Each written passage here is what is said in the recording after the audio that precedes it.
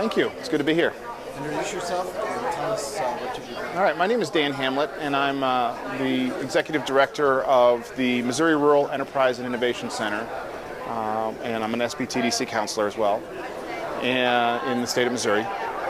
And we're in the process of building a small incubator, actually more of a co-working space in a small rural town in northern Missouri. And trying to make sure that we do it right and that we're at least minimally successful. Rural incubation is always a challenge, and so we're trying to make sure that we can crack that nut early rather than late. So is your funding state funding? Combination of federal and state. Get some SBA money through the Small Business Development Center, SBA Small Business Development Center program, and we also get some state money through Missouri Technology Corporation, which gives money for incubation of innovation businesses. You're at college town. Tell us about your entrepreneurs that you see in northern Missouri. Well, we are in a very small town.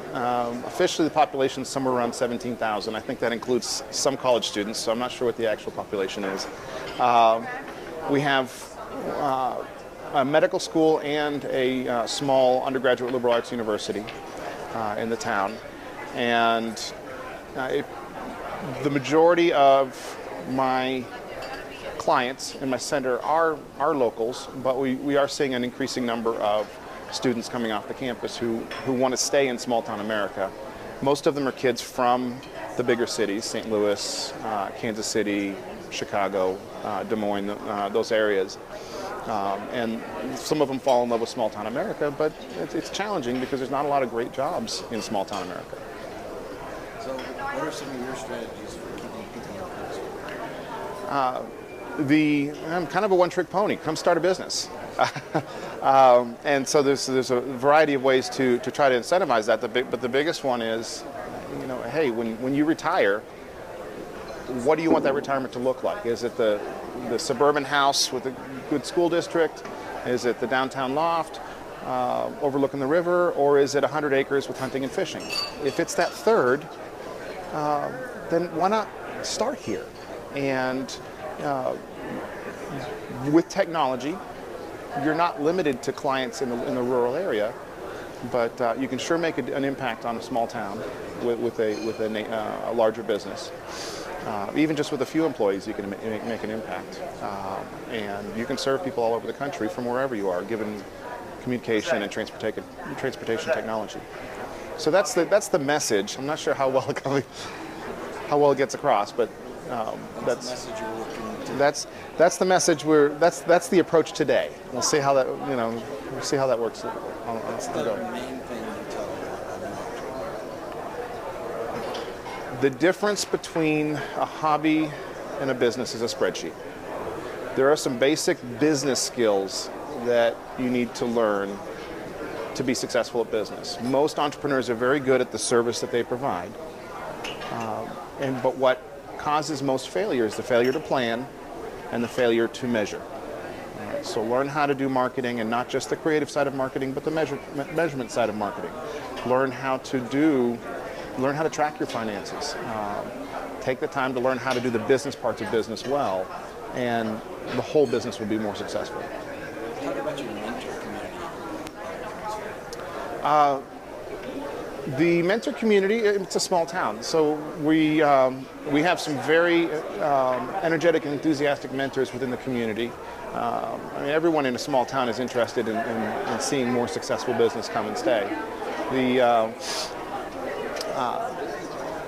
But it's all local service businesses for the most part. Now that makes up over 95% of businesses.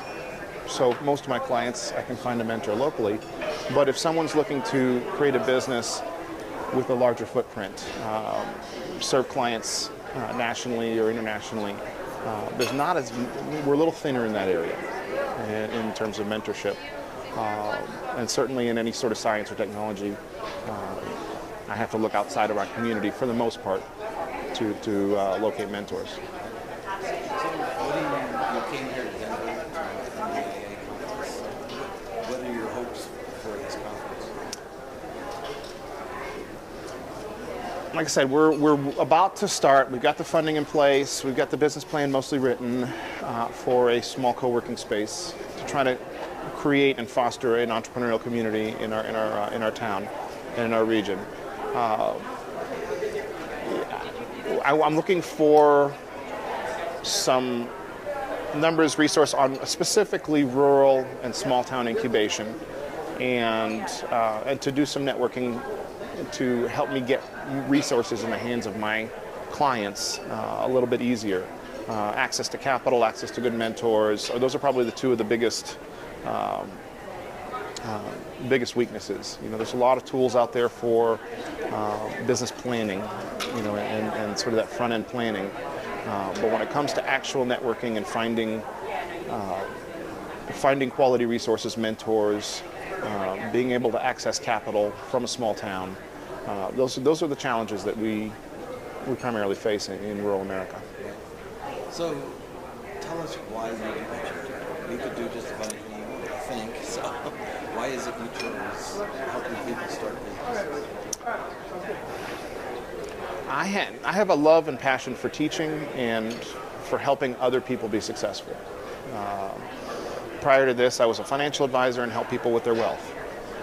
And I've been a college professor teaching leadership. I was an ROTC professor, and so teaching leadership and preparing young men and women to become Army leaders. I've always been drawn to helping people find their own excellence and be successful in life.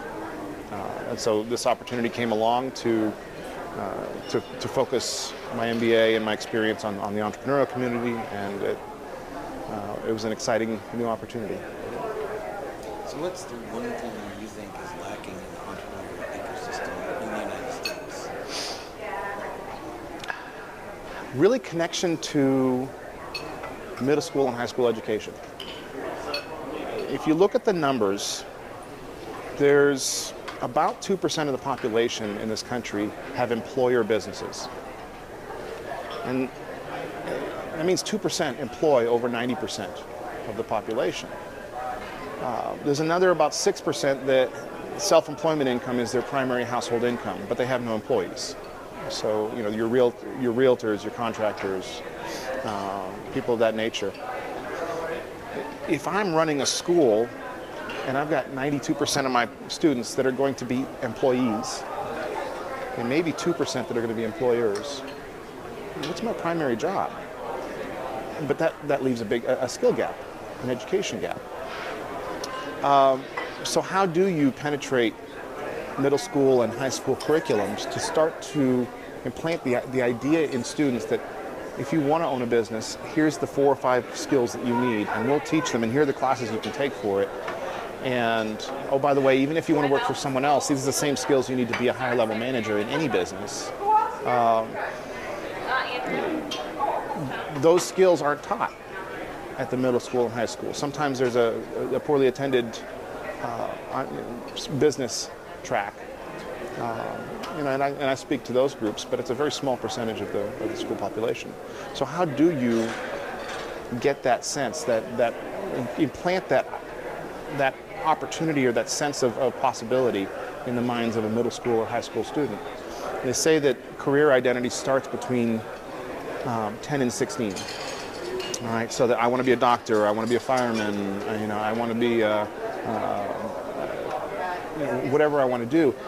And very rarely is there anywhere in that message in schools, hey, you can own a business.